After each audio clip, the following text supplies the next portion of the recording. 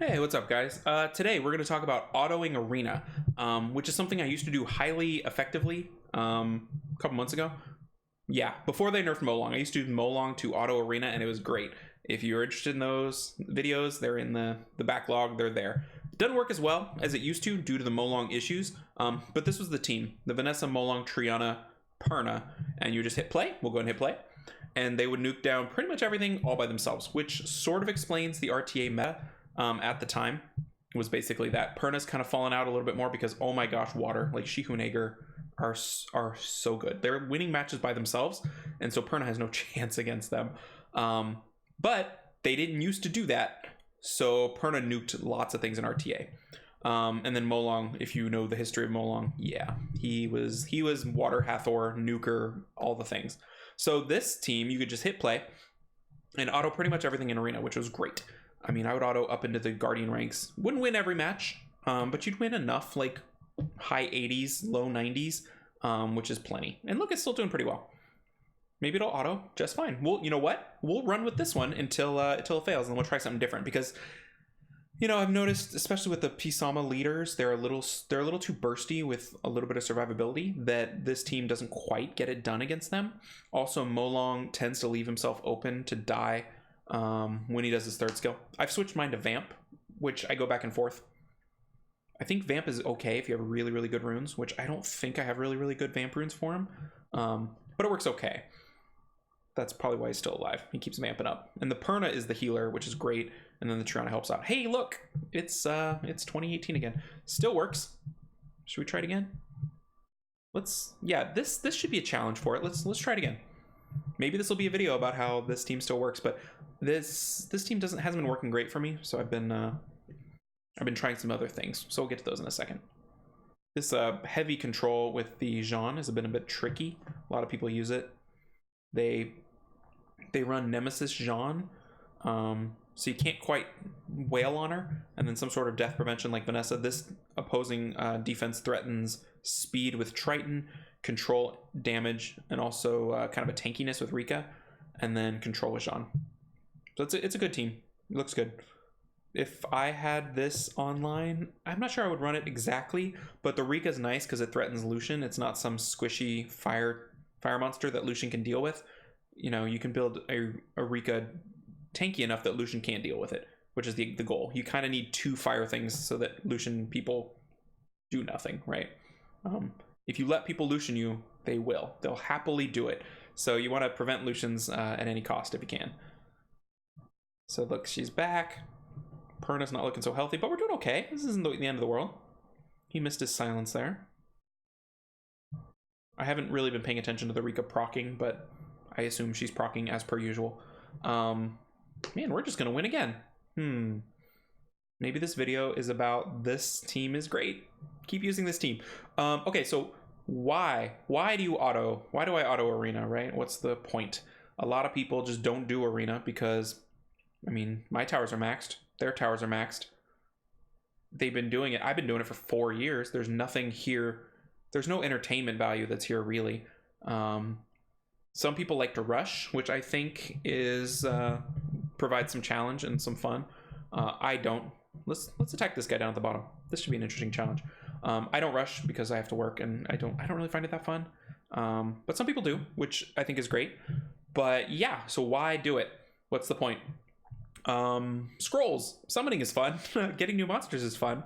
And I can't believe that they changed the price of those glory scrolls. Did you guys notice that? Like, I used to buy, of course you noticed that, I used to buy just the mysticals every week, and sometimes one other scroll, like a wind scroll. And I would buy the mysticals because they were cheapest, and whatever pops out is fine. The element's somewhat interesting, but I think the affordability was more interesting. But now they're dirt cheap, and so I bought all three mysticals, I bought all 3 water, and I'm looking at it, and I might be able to buy one more before we reset, which is crazy to me. They just like doubled my free scroll count weekly, which that's great. Like, that's some of the best odds in this game, doubling anything, right? So I'm pretty excited about it. So that's why I think autoing this is worth it. I don't stress if I hit 10 wings.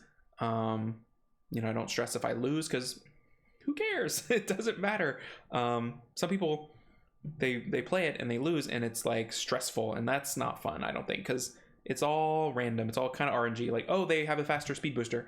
Well, what could you have done to prepare? If you thought you were going to go first and you didn't, what could you do differently? You could bring something faster, but that might not be on average more efficient against most teams. So why would you? They could have derped. You could have hoped they could derp, but you don't control that. So yeah, so I just auto. Sometimes I'll manual for fun, like when I want to like try nuking stuff down. Then that's fun because that's something new. But yeah, just kind of auto, let it go. Apparently this team's still awesome. I don't know. It just doesn't die. Whatever. I did re-rune the Triana though. And the Molong hasn't had runes in a couple months, so maybe I forgot how great it was because it's doing great. Maybe I'll just use this team forever. The team I had anticipated talking about involves switching out a few of the components. Like here, Antares, there's a variant. I don't think I've saved it. No. So there's a variant to this team that brings in Tessa. Because there's so many teams you have to have Tessa for, I feel. So here's my Tessa. I just ruined him up. So he's tanky with crit. I guess that's a crit rune. Yeah. This rune drives me crazy. I think I want to re-app it, but it's got good stats and they're all kind of correctly distributed. But it's not good enough for an RTA unit. It's not good enough for Sierra. I don't even think it'd be good enough for Diana. That attack is somewhat wasted. Not that I have a Diana, but I don't think it's quite good enough. Anyway, off track. So here's the Tessa. Bring in the Tessa. You put it on auto. You can bring the Perna if you want. The other monster I found pretty useful is Veramos, which is weird. He should be over here. What am I doing? Where is he? Yeah, there he is. The cleanse of Veramos is kind of underrated. So I built my Veramos up like crazy tanky with good accuracy. Like crazy tanky. He's not on any sort of set. I guess he's on a set of shield and a set and a half of endure. But for like Jean's and Rika's and all the little annoying things, attack defense breaks that aren't stun, he's kind of underrated, right? So the key to this sort of team is you want sustain, you want a defense break, because if you don't have any form of defense break, you're kind of treading water. It could go either way. So in most cases for me, it's Vanessa. It's not every turn, but it's something. Tessa in this case, a Bella would be just fine, and you need some sort of a damage. So in this case, it's the Tessa. We can switch out the Vanessa if we want something else. Like if you want to make it specific to this team, but in general, you want it to not be super specific to any individual team. And then you just bring kind of control, and yeah, it gets it done. So against this, I don't know, we could swap in like a Verad, right? Kind of counter him back at him, and then hit play. It's gonna be slow because it's not damage, and it's slightly less death prevention-y with the lack of Vanessa, but it should roughly do what you want it to do. Get the cleanse. You need cleanse, I think. There's enough bad things that can happen to you that cleanse is pretty important. And now what's great about this is Jean doesn't matter. We eliminate the Jean and we eliminate the Halphus with our Tessa here. Tessa eliminates Halphus, Vero eliminates Jean, because Jean's whole thing is, you know, the taunt, and Veramos is like, nah, I'm good. I'm not gonna taunt that. Taunt your own self. I'm not doing it. So yeah, this should work just fine. It's slow and it's back and forth, but you know, it's all right. I guess the only way we can get in trouble is if somehow they worked down Halphus without Tessa participating, and that'd be a mistake. But it looks like, you know, they won't hit that Triton, or the Tessa does anyway. So hopefully we'll continue to do that. But you can see based on the HPs, we're doing good. Perna in particular is really nice in these teams. If I could build a Perna tanky, like tanky fast just as a healer, no damage, I kind of want to do that. I have a second Perna, and I kind of want to build a healer Perna. Because the heal's great. Like, Raccoony is a healer, like, and all he does is single target Perna. The cleanse is what sets him apart. But then people use like Tetra and Iris. Iris does some extra things. But yeah, anyway, off track. I would love to build a healer Perna. That'd be so cool. Because Perna's a great healer. You don't have to click anything. It just does, and it lives forever, and it does damage. So yeah, maybe at some point. But if you can bring a Perna, bring a Perna. Iris works great. Anything that's passive, anything is good. Passive healing is good. Passive cleanse is good, because you're not in control of the monster. So anything that they can't derp on is great. If they're passively murdering people, then you don't have to actively do it, right? They're doing it on their own. All right, so it looks like we did okay here. We're just working down the Halphus, however long it takes, based on when Tessa decides to get in there. Can we land it? Oh, there we go. So now we just got to wait out his turn. I guess the only way it could go wrong is if Verad over controls by reducing his attack bar. But it looks like we escaped that hurdle, and we're good. So this isn't rush hour. This is not a rush hour strategy.